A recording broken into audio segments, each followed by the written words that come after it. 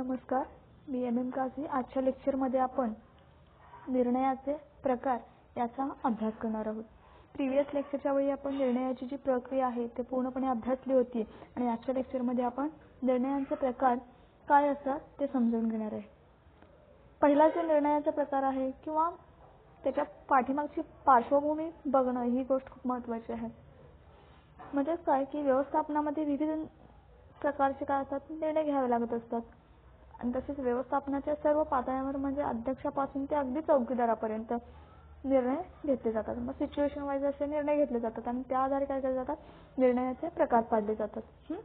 तर पहिला जो निर्णयाचा प्रकार आहे तो नियोजित व बिगर नियोजित निर्णय. त्याच्या नावामध्येच अर्थ दडलेला आहे. म्हणजेच काय की ज्या परिस्थितीबाबत अनुमान करणं शक्य असतं व जे निर्णय वारंवार घ्यावे लागतात अशा निर्णयांना आपण काय म्हणतो नियोजित निर्णय असं म्हणतो. आणि जरी पुढचा विचार केला की सर्वसाधारणपणे परिस्थितीत माल खरेदी करण्याचा निर्णय असेल हा कसा असतो नियोजित स्वरूपाचा असतो आणि जी परिस्थिती ज्यावेळी आकस्मिक उद्भवते आणि त्यावेळी जे निर्णय घ्यावे लागतात त्या परिस्थितीनुरूप जे घ्यावे लागणारे निर्णय आहेत त्याला काय म्हटलं जातं बिगर नियोजित निर्णय असं म्हटलं जातं. मग कच्च्या मालाचा आकस्मिकपणे जर तुटवडा पडला तर अचानकपणे आपल्याला ऑर्डर द्यावी लागते. हे कशामध्ये येतं बिगर नियोजित निर्णयामध्ये येत असतं. नेक्स्ट जो याचा पुढचा जो टप्पा आहे किंवा दुसरा जो प्रकार आहे तो आहे धोरणात्मक निर्णय किंवा क्रियात्मक निर्णय, ज्याला आपण काय म्हणतो policy decision and operating decision. म्हणजेच काय की जे निर्णय मूळ धोरणाशी निगडीत असतात त्या धोरणांना धोरणात्मक निर्णय असं म्हटलं जातं. म्हणजेच काय की जर स्कूटरचे उत्पादन करावे की मोटरसायकलचे उत्पादन करावे हा काय झाला धोरणात्मक निर्णय. म्हणजे ऑप्शन आहेत आपल्याकडे ऑप्शन आहेत. ठीक आहे. याच्या उलट जर विचार केला तर जे दैनंदिन कामकाजा संबंधित निर्णय असतात त्यांना क्रियात्मक निर्णय असं म्हटलं जातं. कच्च्या मालाची खरेदी कोणत्या पुरवठादाराकडून करावी हा काय झाला क्रियात्मक स्वरूपाचा निर्णय झाला. ठीक आहे. पुढचा जो निर्णय आहे तो संघटनात्मक निर्णय किंवा व्यक्तिगत निर्णय, त्याला आपण ऑर्गनायझेशनल अँड पर्सनल डिसिजन असं म्हणतो. संस्थेच्या कामकाजाशी संबंधित घेतलेल्या निर्णयांना संघटनात्मक निर्णय असं म्हणतात. आणि याच्या उलट जर विचार केला तर संघटनांच्या कामकाजाशी संबंधित नसलेल्या व्यवस्थापकाचा निर्णय म्हणजे तो पर्सनल निर्णय असतो. असे निर्णय संस्थेच्या अधिकाऱ्याऐवजी एक व्यक्ती म्हणून घेतले जातात.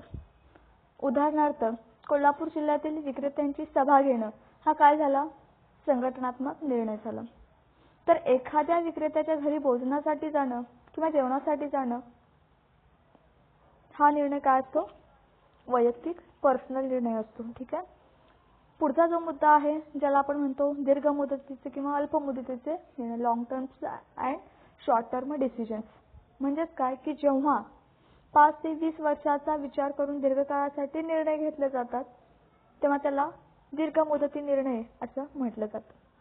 याचा उलट जर विचार केला तर जे निर्णय जास्तीत जास्त 12 महिन्यांच्या मुदतीपर्यंत घेतले जातात त्यांना काय म्हटलं जातं अल्प मुदतीचे निर्णय असं म्हटलं जातं. ठीक आहे. आधुनिकीकरणासाठी कर्ज घेणं हा दीर्घ मुदतीचा निर्णय असतो. मी उदाहरण देत आहे.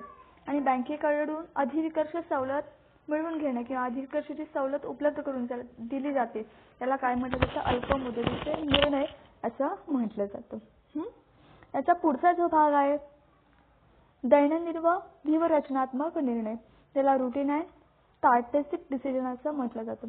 रोजच्या अथवा दैनंदिन कामासंबंधी घेण्यात येणाऱ्या निर्णयांना काय म्हटलं जातं दैनंदिन निर्णय असं म्हटलं जातं. आणि हे निर्णय काय असतात रिपीटेटिव्ह असतात, वारंवार घ्यावे लागतात, पुनरावृत्ती यांची होत असतात आणि पुनरावृत्ती स्वरूपाचे हे दैनंदिन स्वरूपाचे निर्णय असतात. व्यूहरचनात्मक निर्णय हे संस्थेच्या धोरणाशी आणि योजनाशी संबंधित असतात. हे निर्णय महत्त्वाचे आणि मोठ्या गुंतवणुकीशी संबंधित असतात किंवा यंत्रातील बिघाड जर दुरुस्त करायचे असेल तर हा निर्णय आपल्याला घ्यावा लागतो किंवा नवीन यंत्र खरेदी करणं हा देखील एक व्यूहरचनात्मक प्रकारचा निर्णय आहे. ठीक आहे. पुढचा जो मुद्दा आहे 6वा जो आहे तो मोठे आणि लहान निर्णय. म्हणजेच काय संस्थेच्या कामगिरीवर परिणाम होत असतो किंवा जी जास्त खर्चाची किंवा गुंतवणुकीची कामे असतात याबाबत घेतलेल्या निर्णयांना मोठे निर्णय असं म्हणतात. आणि याच्यावर जर विचार केला की किरकोळ स्वरूपाच्या कामासंबंधी घ्यावे लागणारे निर्णय हे काय असतात, लहान निर्णय म्हणून समजले जातात. संस्थेसाठी कॉम्प्युटर खरेदी करणे हा मोठा निर्णय आहे, तर कार्यक्रमासाठी पेन्स खरेदी करणे, पेन, पेन्सिल हा लहान निर्णय झाला. ठीक आहे.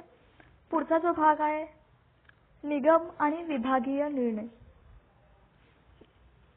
याचा अर्थ म्हणजे आपण बघायचं झालं तर जे निर्णय किंवा निर्णय संपूर्ण संस्थेशी किंवा कंपनीशी निगडीत असतात त्या निर्णयांना निगम निर्णय असं म्हटलं जातं. याउलट जे निर्णय विभागाशी संबंधित असतात त्या निर्णयांना काय म्हटलं जातं, विभागीय निर्णय. डिपार्टमेंट वाईज जे निर्णय घेतले जातात त्याला विभागीय निर्णय असं म्हटलं जातं. ठीक आहे. तर कर्जरोखे विक्रीस काढणं हा निगम निर्णय आहे, तर व्यापाऱ्यांना उधारीवरती सवलत देणं हा काय झाला, विक्री विभागाशी संबंधित असा निर्णय झाला. ठीक आहे. याचा 8वा जो पॉइंट आहे तो काय आहे की वैयक्तिक किंवा सामूहिक निर्णय. वैयक्तिक किंवा सामूहिक निर्णय म्हणजेच काय की संस्थेतील कामाबाबत जेव्हा एखादा अधिकारी सहाय्यक स्वतः एकटा निर्णय घेतो ते निर्णय काय असतात, वैयक्तिक निर्णय म्हणून ओळखले जातात. याउलट जेव्हा स्थायी किंवा याचा पुढे जर विचार केला की समितीचे जे निर्णय घेतात त्यास सामूहिक निर्णय आपण म्हणू शकतो. म्हणजे गैरहजर कर्मचाऱ्याचे काम दुसऱ्या कर्मचाऱ्यास तात्पुरते सोपवणे हा काय झाला, वैयक्तिक निर्णय झाला. आणि कर्मचारी तक्रार निवारण समितीने एखाद्या प्रकरणी दिलेला निर्णय हा काय असतो, सामूहिक निर्णय असतो. ठीक आहे. याचा पुढचा जर विचार केला तर आता बघितलं तो आहे की आपण निर्णयांचे प्रकार अगदी सोपे आहेत. पहिला जो बघितला आपण नियोजित व बिगर नियोजित निर्णय. दुसरा जो बघितला तो धोरणात्मक व क्रियात्मक निर्णय. तिसरा जो बघितला संघटनात्मक निर्णय व वैयक्तिक निर्णय. चौथा जो बघितला दीर्घ मुदती व अल्प मुदतीचे निर्णय. पाचवा जो बघितला दैनंदिन व व्यूहरचनात्मक निर्णय. सहावा जो बघितला मोठे व लहान निर्णय. सातवा जो बघितला निगम व विभागीय निर्णय. आणि आठवा जो बघितला तो सामूहिक व सामूहिक किंवा वैयक्तिक निर्णय. ठीक आहे. जवळजवळ आपण 8 टप्प्यांचा किंवा 8 प्रकारच्या निर्णयांचा अभ्यास आपण केलेला आहे.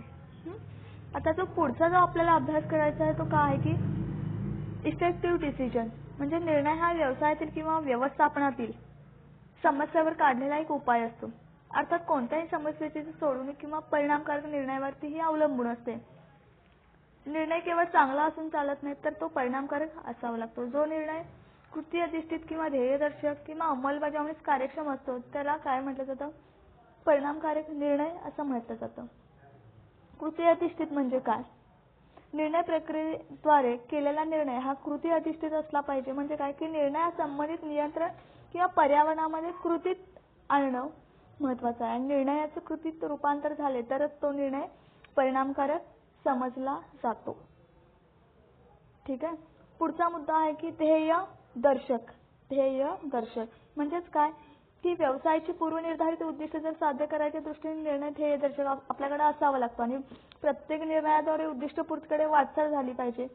परिणामकारक निर्णय हा ध्येय दर्शक असतो. निर्णयाचे मूल्य हे त्या निर्णयाच्या निर्धारित ध्येयावर कितपत गाठले याच्यावरती तो डिपेंडेड असतो. ठीक आहे. पुढचा जो आहे तो अंमल कार्यक्षम म्हणजेच काय की निर्णय प्रक्रियेद्वारे घेतलेला निर्णय हा कार्यक्षम अंमलबजावणीसाठी मार्गदर्शक असला पाहिजे.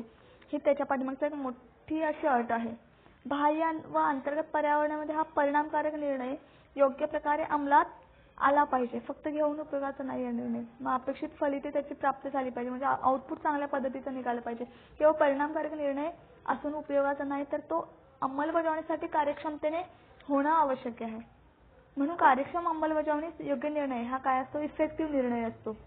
ठीक आहे. म्हणजे परिणामकारक जर निर्णय घ्यायचे असतील तर त्याला पहिल्यांदा आपण म्हणतो तो कृती अधिष्ठित असावा निर्णय. दुसरा निर्णय फक्त घेऊन चालणार नाही तर तो त्याला ऑब्जेक्टिव्हिटी काहीतरी असली पाहिजे म्हणजे तो गोल डायरेक्टर ज्याला आपण ध्येय दर्शक असं म्हणतो. आणि तिसरा जो मुद्दा आहे की इफिशियन्सी आणि इन इम्प्लिमेंटेशन अंमल कार्यक्षमपणे तो सक्रिय असणं महत्त्वाचं आहे. या गोष्टींचा आता आपण अभ्यास केला. नेक्स्ट लेक्चरमध्ये आपण काय करणार आहोत तर रॅशनॅलिटी म्हणजे परफेक्ट रॅशनॅलिटी काय आहे आणि बाउंडेड रॅशनॅलिटी काय आहे या गोष्टींचा आपण अभ्यास करणार आहोत. आणि आजच्या लेक्चरमध्ये फक्त आपण काय बघितलं की निर्णयाचे प्रकार काय असतात आणि इफेक्टिव्ह डिसिजन कसे असू शकतात या गोष्टीचा आपण अभ्यास केलेला आहे. नेक्स्ट लेक्चरमध्ये परफेक्ट रॅशनॅलिटी, संपूर्ण विवेकशीलता आणि मर्यादित विवेकशीलता याचा आपण अभ्यास करणार आहोत. तूर्तास थांबूयात. थँक्यू.